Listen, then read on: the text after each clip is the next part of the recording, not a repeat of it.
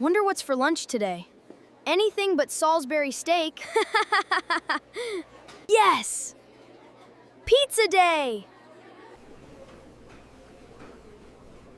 If you were a kid in school in the 1980s, there's a good chance this cartoon brought back some memories. Today, we're going to try and replicate that memorable rectangular pizza recipe at home. Let's get started. When I decided to do this, I went looking online for the original USDA school cafeteria recipe book, and thankfully someone had already done the hard part. The original recipe was written for 100 servings. They scaled it down to just a single sheet pan. I was surprised to learn that the USDA book actually includes 2 crust options. For this version, we're using the pourable-crust, which is quick, easy, and hey, it just sounds fun, so let's go with that one. Also, I'm just going to be sticking to the basic cheese version today. I made a few tweaks to the original recipe, which are listed here. The first step in the process is activating the yeast.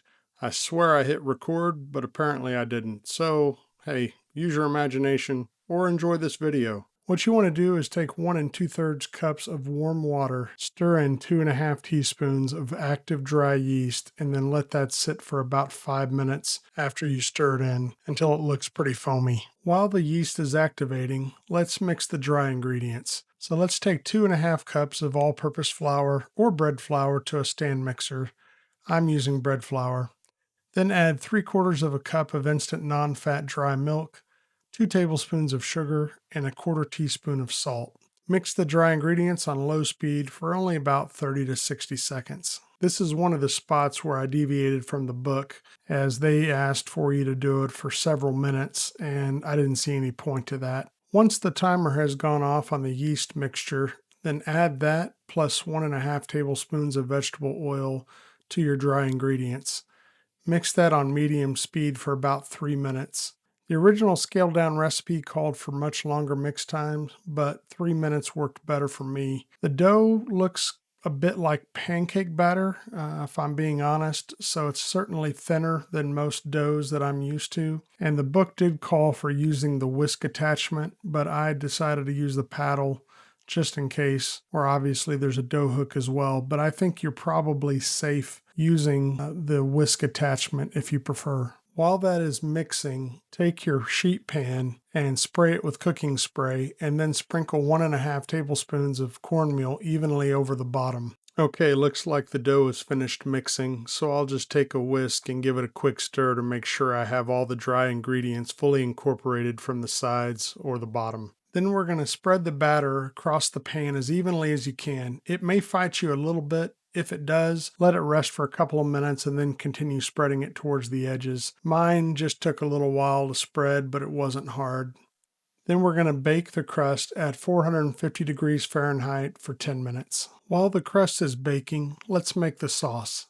Start with a medium-sized sauce pot and add ½ cup plus 2 tablespoons of tomato paste and 1 1/3 cups of water.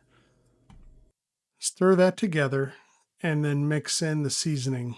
We're going to add ½ teaspoon of onion powder, ½ teaspoon of garlic powder, 1/4 teaspoon of black pepper, 1 teaspoon each of dried basil and oregano, and ½ teaspoon of dried thyme.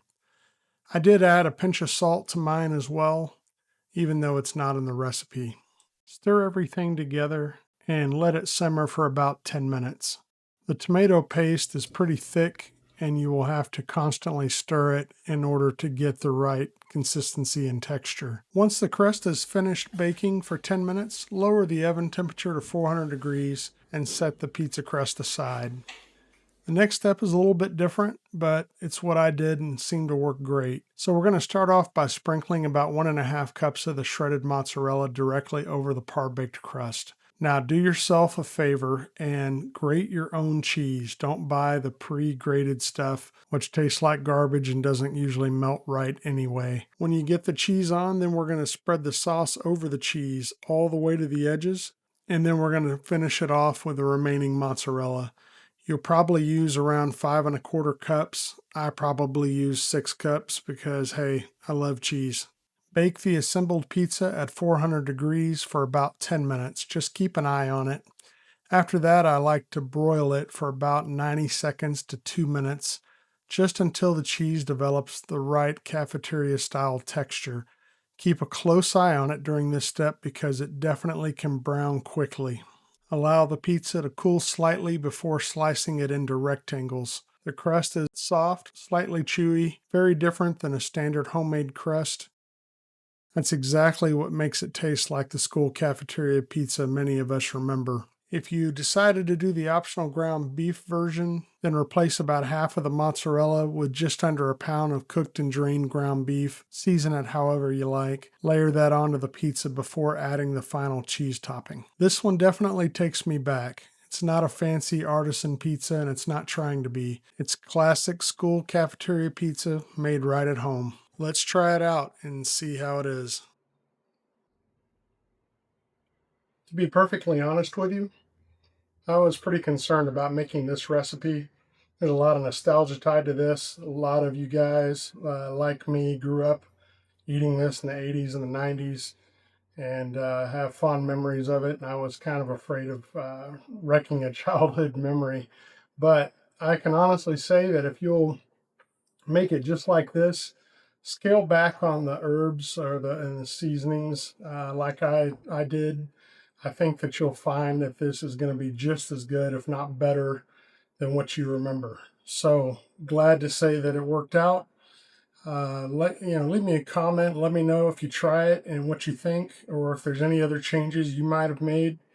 And then subscribe to the channel if you want to get other recipes and things like this. Let me know what you'd like me to make next. Thanks, guys. Have a good one.